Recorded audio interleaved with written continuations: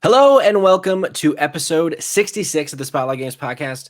For those listeners that have a fine-tuned ear, you might think, Patrick, you said that last week. I was wrong last week. Last week was not, in fact, episode 66. It was 65. I'm a silly boy who can't read. And so here we are with the true episode 66. Kamen, do you feel like, was there something in the back of your mind this last week that just felt like I lied to you last week? I mean, I feel like that a lot. Yeah, well. Yeah. I get it. Wow. Hey, we have an exciting show. We're going to be talking about Xbox is getting into the Nintendo Direct styled presentation game. We're going to be talking about some leaked Suicide Squad images that I'm not very excited about. We're also going to be talking about a little Neil Druckmann interview, co-creator of The Last of Us. And then we're going to have a little topic of the show talking about Ubisoft, their 2023, because they just delayed Skull and Bones for the 95th time. And their 2023, not looking very good, Kamen. So we're going to talk about that. But first, I've said his name several times. You've even heard him speak. But let me formally introduce my sweet dumpster boy, my sweet co-host, the man who makes this show as good as it is, Kamen Darty. That's a lie. Kamen, how are you, buddy? I'm doing good, Patrick. I'm doing good. I'm excited to talk about some video games. Is that what we're talking about on this show? You tell me, Patrick. What is this podcast about? Exactly. Hey, we have a lot of video game stuff to talk about because this is the Spotlight Games podcast where each week we spotlight the latest and the greatest in the world of video games. You can get it by subscribing to our YouTube channel at Spotlight Games Pod. That's youtube.com/@ Spotlight Games Pod, or by searching for Spotlight Games in your favorite podcast app. And hey, you can be on the show by tuning in as we record live Tuesdays at 8 p.m. Eastern Time, just like Sweet John in the chat, our sweet rabbit. Missed last week. I missed him. I felt like I was alone in the woods just trying to find home. But here he is. I feel like I'm home, John. Welcome back. But be sure to follow us on Twitch so that you're notified when we go live so you can be part of the conversation about video games. Kamen, It is a new week. Last week, we talked about how we have a new podcast. Sure. But we're going to talk about that in a few minutes. I want to hear about what's on the docket this week for Save Trash Cinema, the podcast. Save Trash Cinema's live today with a minisode that was chosen by none other than Boston Mike himself. We gave him the reins because it was his birthday and we felt pity on him. And we were like, man, he just needs some extra TLC. So we were like, it's all right, man. So he chose the David Arquette classic. Some might call it a classic. There's at least one person in the world who might call it a classic. And I mean, yeah, the episode's on eight-legged freaks. I mean, here's a question I wanted to ask you when we recorded it, but I didn't think about it. So is it eight-legged freaks or is it eight-legged freaks? Have you ever thought about that? I've never thought about it until this exact moment. And I feel like I've never heard it called eight-legged freaks. Sure. But I feel like I'm a dumbass. So for all I know, it's eight-legged. Yeah, I don't know. That's a good question. We guess what, guys? When you're listening to this live, just know we didn't address that in that episode. But the episode is hilarious. We talk a lot about online dating apps and anal probes. But yeah, we do. This is STC we're talking about. So is anyone shocked? I mean, I'm not. What I am shocked about is apparently John is outside my house right now. And I'm scared. The police are on their way, John. So back up. That's why we don't tell people where we live. Well, he knows where he's been to my house, unfortunately. I'm in trouble. I'm in a lot of trouble. Kamen, it's Tuesday the 17th as of recording, but this is going to go live Thursday the 19th. But in between the 17th and the 19th is a day called January 18th. And on January 18th, Kamen, yes, episode 1 of the Spotlight TV podcast is going to be dropping, hosted by one Jeremiah Parker Hobbs, in which we talk about HBO's The Last of Us. And if you listen to our show week by week, if you're just stuck with us and our arguably handsome faces, we've been talking about this show for a long time. It's kind of been a through line from the beginning of our podcast a little over a year ago, and it's finally here. and we launched a whole other podcast about it. But Kamen, as we start talking about what we've been playing, I did also want to talk just briefly, ever so briefly, about episode 1 of The Last of Us on HBO. Kamen, what did you think of the show? High level thoughts. I We're, think we're it's keeping it brief. I think it's important to point out something first, and that is there was someone else who was watching the show. That person's name is Nicholas Sawalski. Now, Nick is one of our longest friends. He's one of our longest friends. We've known him Nick, longer than a lot of people. Yeah, I've known Nick for a good time. He's an avid supporter of our show. And guess what? When this episode goes live, it will be Nicholas's birthday. And he had one birthday wish. And the birthday wish was for him to get a happy birthday announcement on this podcast. And I feel obliged. Yeah. But then his wish came with a secondary wish, Patrick. Oh, boy. They always beware the secondary wish, Kamen. Yep.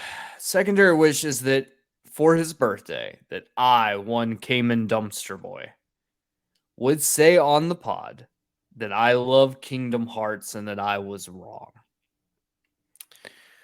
You did technically just say those words. Technically, I did just say those words.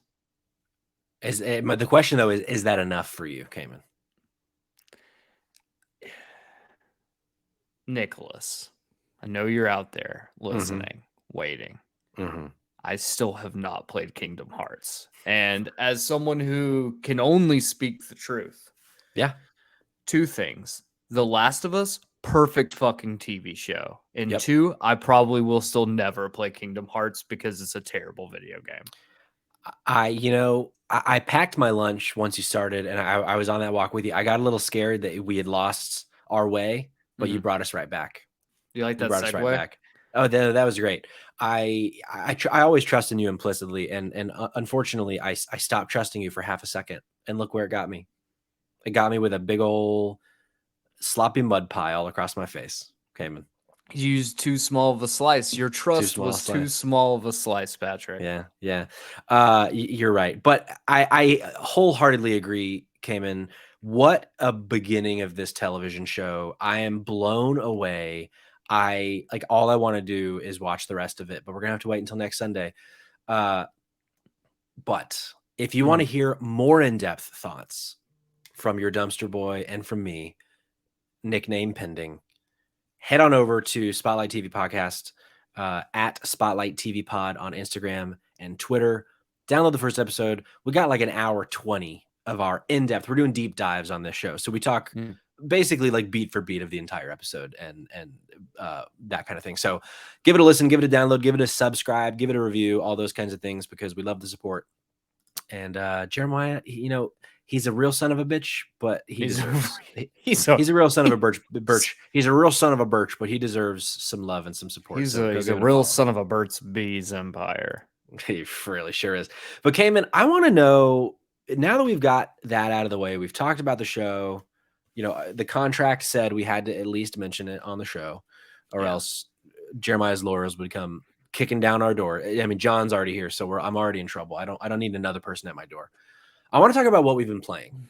Yes. Last week, you talked a little bit about Gotham Knights. You had just started playing it.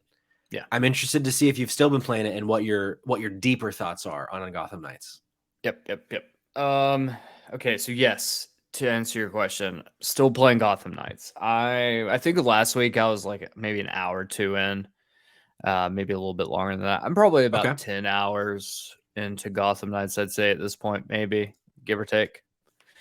Yeah, I honestly, I dig it, man. What do you like most about it? So first, it feels very nostalgic. Like it feels like a game that we would have gotten like 10 years ago, 15 years ago. But with their games, like we don't get those. Like, I think the thing is like, one, this is obviously not a GTA clone. It feels probably much more akin to something along the lines of Arkham, but even then, that's kind of a stretch. Like it doesn't feel as clunky as Arkham, which is what I really like about it. So what I didn't like about those games was how clunky Batman felt and how it's just like hit triangle counter. Like this is very much more of like a beat 'em up. Okay. um, which I dig, right? So I dig that aspect. I do really like the part where you have four distinct characters who all play in different ways. So it's not like you have four of almost the exact same character just reskinned, and then when you cycle in and out, nothing really fucking matters because it all ends up the same. You end up doing the exact same crap constantly, and that's just not very fun. Each character, so I'm currently maining Nightwing. Okay. I like him a lot. I don't know, something about he's kind of, I think he's probably like your ranger build, like you're very like very even keel, everything's the same. Then Sure. you have someone like Red Hood, who is like more of a tank, but you're more like up close in combat. A lot of it's like doing like big grapple moves. You got guns, so you can do a bunch of gun things, which Bang is really bang. cool. Then you have like Barbara Gordon, a Batwoman, who is like really fucking quick. Like she's really fast, but she takes a ton of damage. But she can also deal out a ton of damage, and she looks more as elemental damage as well. And then there's Robin, who is way more stealth focused. Like you really have to play him like incredibly stealthy. But when you switch characters out and you're switching it up and you're playing as different characters and you're trying out different builds, like it feels good. Like all of them feel different enough that if I ever feel like something is getting monotonous, you can just change characters, because as you level up as one character, those points go to your other characters as well.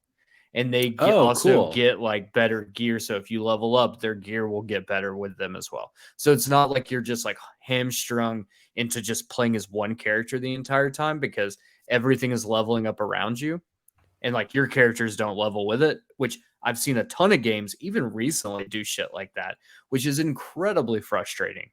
So I think that like those are very smart decisions they made. The game, technically speaking, I don't even really think I've seen any frame rate dips, which is a big complaint when the game came out. So I don't know if that's been patched out. It's just because I'm a late adopter to the game.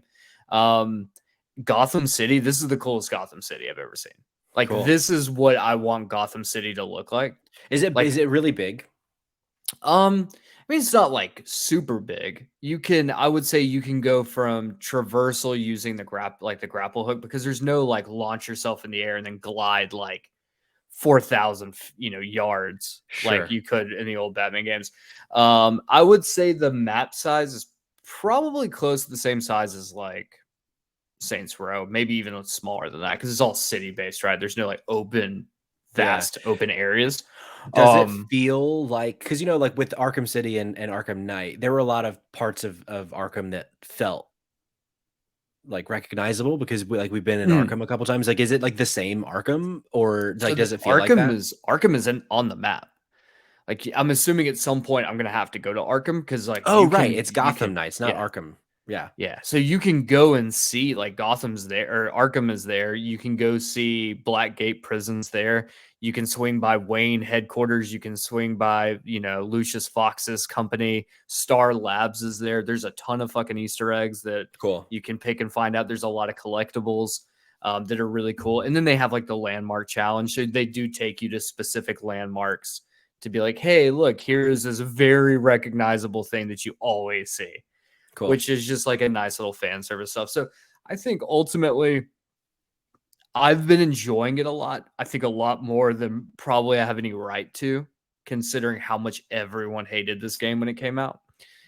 And there's things that are, I kind of wish that sometimes like just the movement was a little less fluid, where Hmm. like I don't feel like I'm always have control, just like when I'm walking, which is weird. Hmm.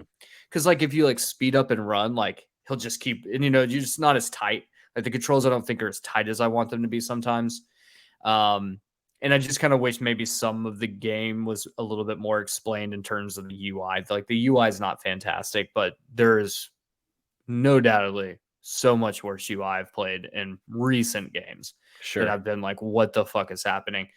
Yeah, I definitely think like if you jump into the game now, like I know a big part of this is like you can play with other people, and I've had people jump into my game and then just jump right back out. So I don't know what that's about, but like I do think it'd be kind of fun to play the game with another person, Like which the I whole haven't. game through. Yeah, like which I Sure. haven't done yet. So I feel like I am missing a part of it. But ultimately, I do think it's like a honestly pretty fun fucking game. Cool. Love Yeah, that.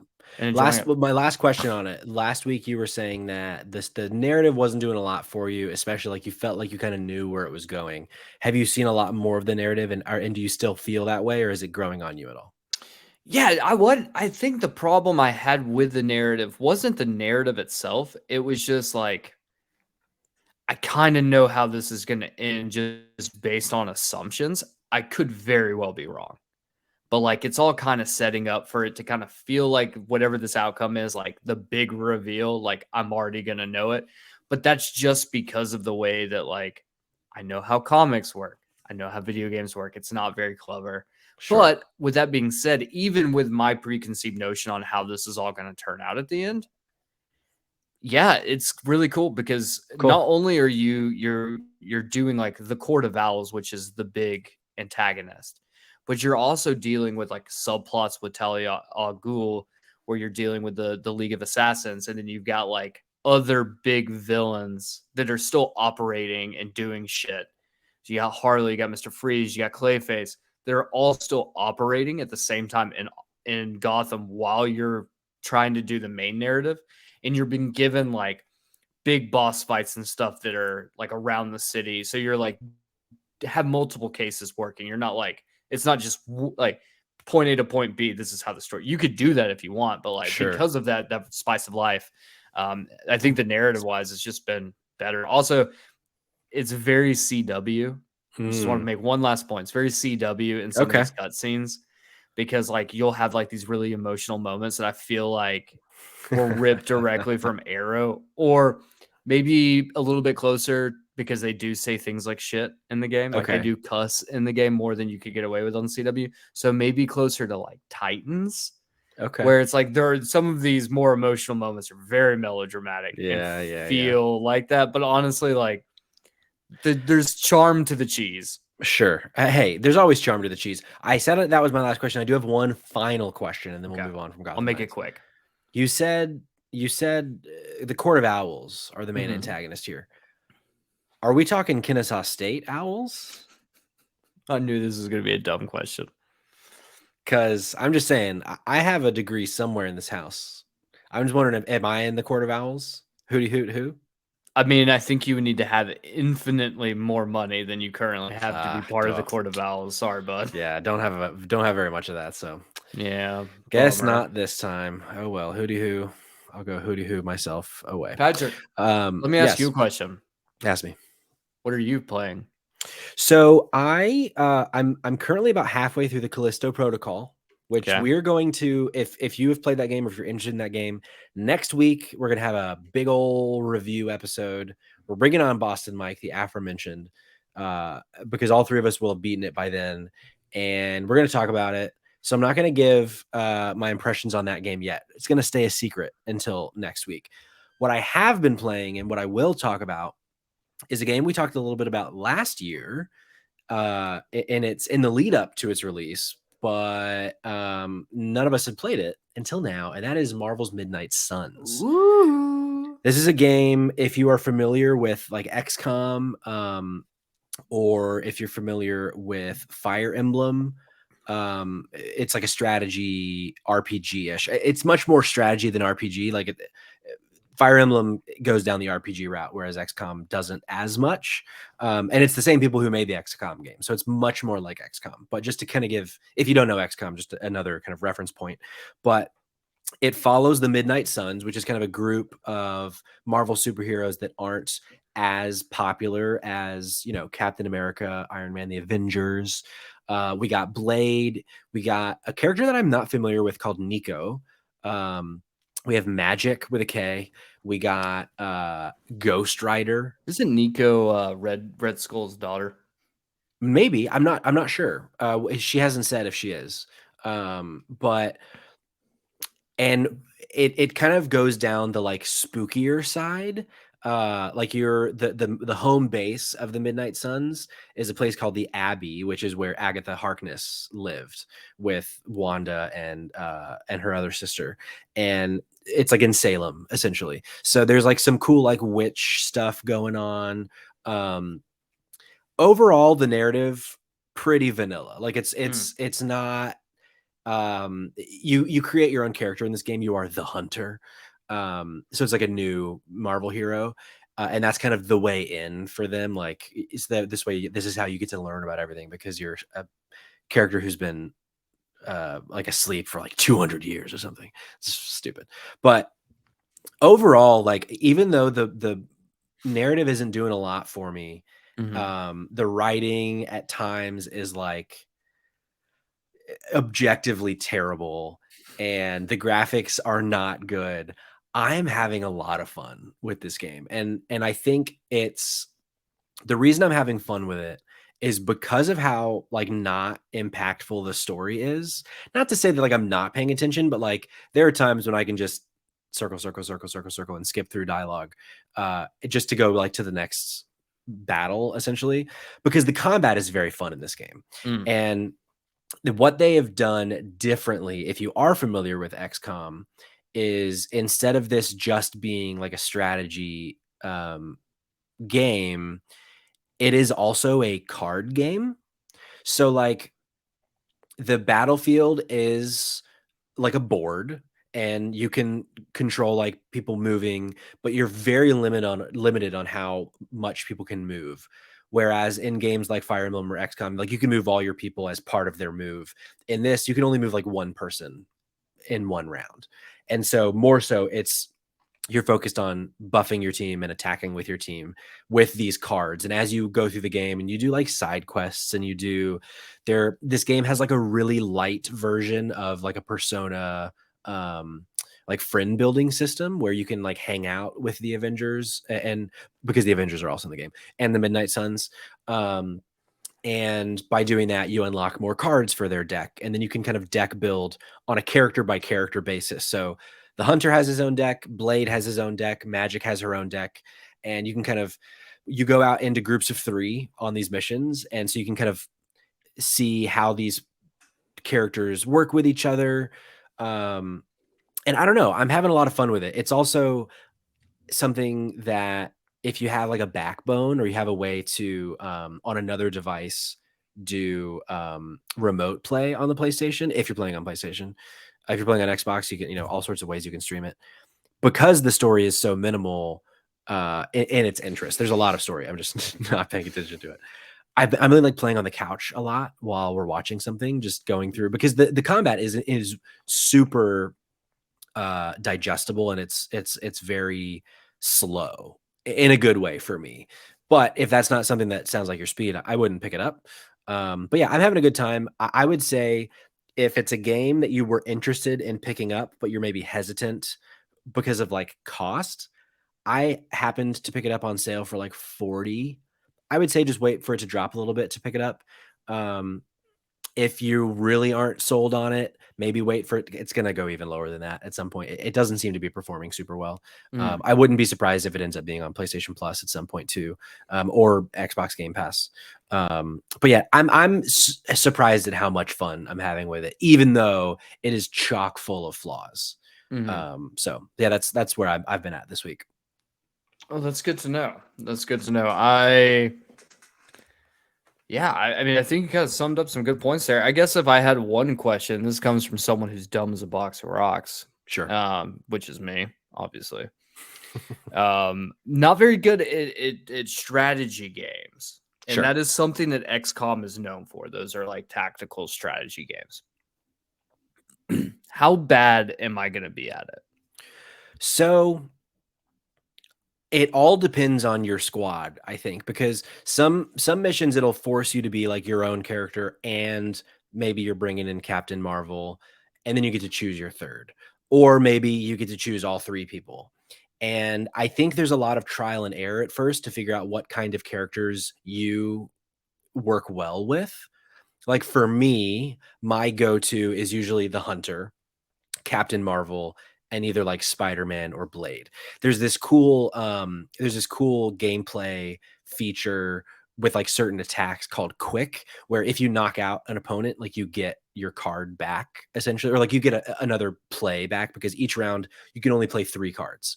But if you knock this person out, it doesn't count as a play, essentially.